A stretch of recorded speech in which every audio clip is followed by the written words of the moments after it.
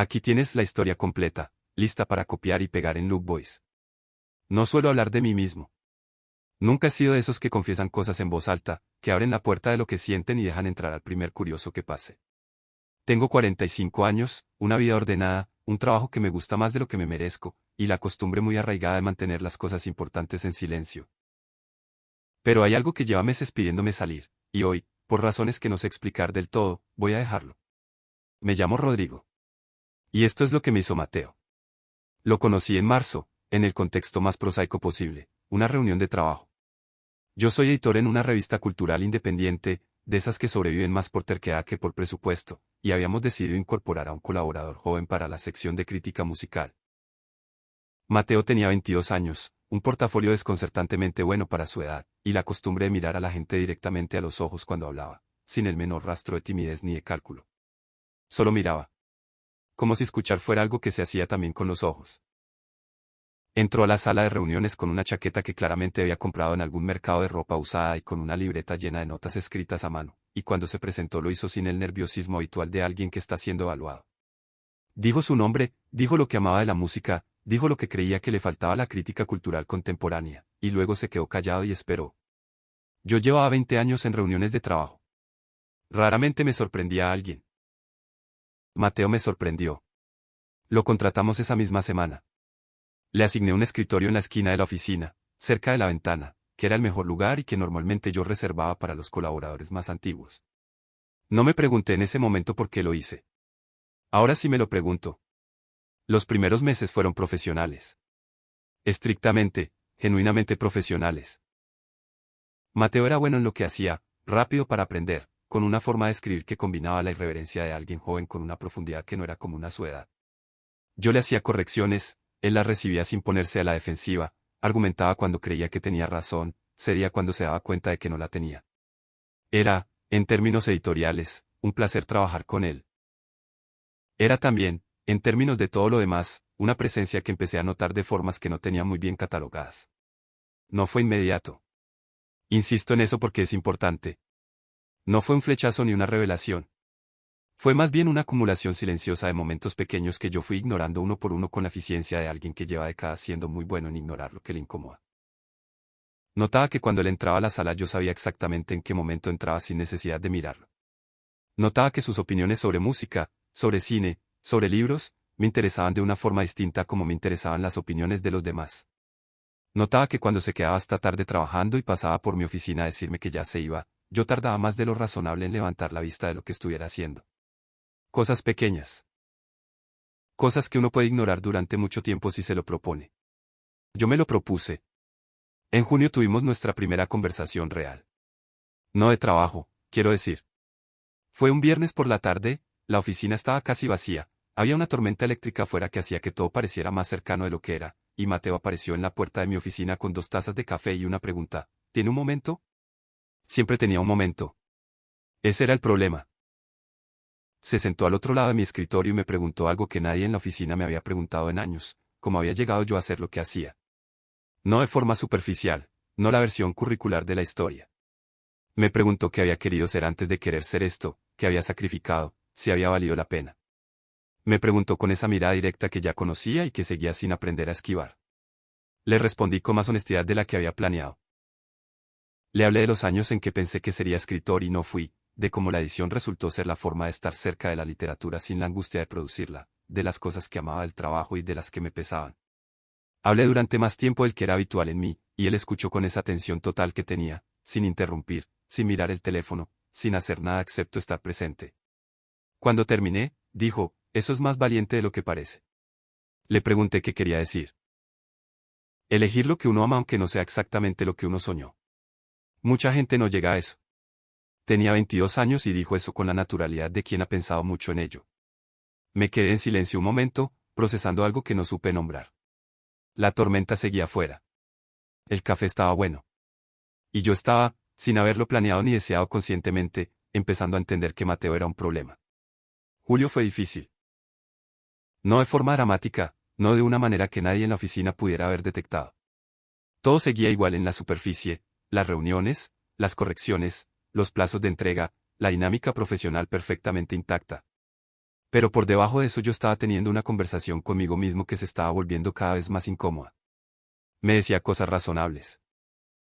Me decía que tenía 45 años y él 22, que era su jefe, que había una distancia enorme entre los dos hecha de tiempo y de experiencia y de circunstancias, que lo que yo estaba sintiendo era probablemente alguna forma de nostalgia mal dirigida, que uno a cierta edad empieza a proyectar en los jóvenes las versiones de sí mismo que no llegó a ser. Me decía todo eso con mucha convicción. Y luego él entraba a la oficina con su libreta llena de notas y su forma de mirar, y todos mis argumentos razonables se ordenaban en fila y callaban. Había algo en Mateo que no era solo su juventud, aunque la juventud estaba ahí y yo sería mentiroso si dijera que no era parte de la ecuación. Era algo más específico. Era la forma en que habitaba el mundo. Con curiosidad genuina y sin miedo al ridículo, con opiniones firmes pero sin rigidez, con una capacidad para tomarse las cosas en serio sin tomarse a sí mismo demasiado en serio. Era, pensé más de una vez, la persona que yo hubiera querido ser a esa edad y que no fui. Pero también era, y esto tardé más en admitirlo, simplemente él. No una proyección mía ni un espejo de lo que perdí. Simplemente Mateo, con todo lo que era específicamente suyo. En agosto me invitó a un concierto. No como algo romántico, quiero aclarar. Era un grupo experimental que él quería cubrir para la revista y que a él le parecía que yo debería escuchar en persona antes de editar su reseña. Una propuesta completamente profesional, formulada con toda la naturalidad del mundo, a la que yo debí responder con la misma naturalidad. Tardé más de lo necesario en responder. Luego dije que sí. El lugar era pequeño, de esos espacios donde la música llena cada centímetro disponible y no hay forma de mantenerse a distancia de nada. Fuimos, escuchamos, y durante el concierto yo estaba simultáneamente dentro de la música y muy consciente de que Mateo estaba a 40 centímetros de mí en la oscuridad. Él cerraba los ojos a veces cuando un sonido lo alcanzaba de una forma particular. Yo lo miraba cuando hacía eso. No me sentí orgulloso de mí mismo. Después del concierto caminamos un rato por el barrio, que de noche tenía esa textura particular de los lugares donde la gente joven vive intensamente, y hablamos de la música y de otras cosas y de otras más, y en algún punto de la caminata Mateo dijo algo gracioso y yo me reí de verdad. De esa forma en que uno se ríe cuando no está pensando en reírse sino que simplemente sucede, y él me miró cuando me reí con una expresión que no supe descifrar pero que guardé. Llegamos al punto donde nuestros caminos se separaban y nos despedimos de la manera en que nos habíamos despedido docenas de veces, sin mayor ceremonia, un hasta mañana, un gesto con la mano. Pero mientras caminaba solo los 20 minutos de vuelta a mi departamento no pensé en el concierto ni en la reseña ni en ninguna cosa práctica. Pensé en él. Septiembre fue el mes en que dejé de ignorarlo. No hubo un evento específico. No fue una conversación reveladora ni un momento cinematográfico. Fue simplemente que llegué a un punto en el que el esfuerzo de no prestarle atención a lo que sentía requería más energía de la que tenía disponible, y decidí, al menos en la privacidad de mis propios pensamientos, ser honesto conmigo mismo. Me gustaba Mateo. No como una curiosidad pasajera ni como una crisis de los 45 mal gestionada. Me gustaba con la seriedad con que a uno le gustan las cosas que importan, con esa gravedad específica que tienen los sentimientos que uno no ha pedido pero que llegan y se instalan y hacen de su cuarto un lugar sin pedir permiso. Y no iba a hacer nada al respecto. Eso también lo decidí en septiembre, con la misma claridad.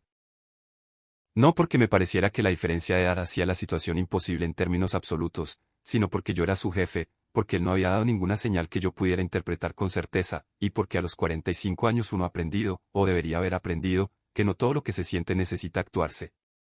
Lo que no calculé fue octubre. En octubre hubo una crisis con la revista. Problemas de financiamiento, la posibilidad real de tener que reducir el equipo, 2 semanas de incertidumbre que pusieron a todo el mundo de los nervios. Yo estaba llevando el peso de las negociaciones y de mantener al equipo estable al mismo tiempo, y una noche, tarde, cuando ya todos se habían ido, Mateo se quedó. Se quedó sin que yo se lo pidiera. Se quedó y trabajó en silencio en su escritorio de la esquina, y cuando yo salí de una llamada que había salido mal y me quedé parado en el pasillo sin saber exactamente qué hacer con lo que sentía, él estaba ahí. ¿Quiere hablar?, preguntó. No sé si quiero o si necesito, respondí. Las dos cosas cuentan, dijo. Hablé. Le conté la situación con más detalle del que normalmente le daría a alguien de su posición, pero en ese momento la jerarquía se sentía como una formalidad y él se sentía como alguien en quien confiar. Me escuchó, hizo preguntas inteligentes, no intentó minimizar la dificultad ni tampoco catastrofizar. Y cuando terminé de hablar dijo, va a resolverlo. No porque todo salga bien siempre, sino porque usted es el tipo de persona que encuentra la forma. Lo miré. Quise preguntarle cómo podía saber eso. No lo pregunté. ¿Por qué se quedó?, dije en cambio. Él sostuvo mi mirada un momento antes de responder. Porque me importa lo que pasa aquí, dijo. Y luego, con una pausa que fue exactamente lo suficientemente larga, ¿y lo que le pasa a usted? El silencio que siguió fue de los que tienen peso propio. Ninguno de los dos lo rompió de inmediato. La oficina estaba quieta, afuera la ciudad seguía con su ruido habitual, y entre los dos había algo que llevaba meses construyéndose en silencio y que en ese momento estaba ahí, presente e innegable, sin que ninguno de los dos dijera su nombre. Fui yo quien habló primero. Le dije que era tarde y que debía irse a casa, con la voz más tranquila que pude sostener. Él asintió, recogió sus cosas, y en la puerta se detuvo. Rodrigo, dijo. Era la primera vez que usaba mi nombre sin el tratamiento formal, y el efecto fue desproporcionado para algo tan pequeño. Buenas noches, Mateo, respondí. Él sonrió. Esa sonrisa que guardaba para ocasiones específicas. Y se fue. La revista sobrevivió. En noviembre cerramos los acuerdos necesarios, el equipo se estabilizó, y la vida volvió a su ritmo habitual. Mateo y yo volvimos a nuestra dinámica de siempre. Profesional, fluida, con esa capa de algo innombrado que los dos sabíamos que estaba ahí y que ninguno de los dos tocaba. Pero algo había cambiado. Lo notaba en la forma en que él a veces se detenía en la puerta de mi oficina sin razón aparente, como si hubiera ido a decir algo y luego hubiera decidido no decirlo. Lo notaba en la forma en que yo esperaba esas visitas sin reconocer que las esperaba. Un día de diciembre, el último viernes antes de las vacaciones, él apareció con 2 tazas de café, igual que en junio, y se sentó al otro lado de mi escritorio. Tengo algo que decirle, dijo. Dígame. El año que viene me ofrecieron una posición en otra publicación. Más grande, mejor pagada, una oportunidad que sería difícil de rechazar. Lo miré. Procesé la información con la parte práctica de mi cerebro mientras la otra parte hacía cosas que preferí no examinar en ese momento. ¿Iba a aceptarla?, pregunté. Depende, dijo. ¿De qué? Él puso las manos alrededor de su taza y me miró con esa mirada directa que había sido desde el principio imposible de esquivar. De si hay algo aquí que valga la pena quedarse a ver. El silencio duró lo que duran los silencios que importan. Afuera el año estaba terminando. Adentro yo estaba teniendo, en el espacio de 10 segundos, la conversación más larga de mi vida sin decir una sola palabra. Mateo, dije finalmente. Rodrigo, respondió. Y en la forma en que dijo mi nombre había toda la paciencia del mundo. Como alguien que ha esperado y sabe esperar y no tiene ningún problema en seguir esperando, pero que también ha decidido que ya era hora de decirlo. No voy a contarles qué pasó después con el mismo detalle.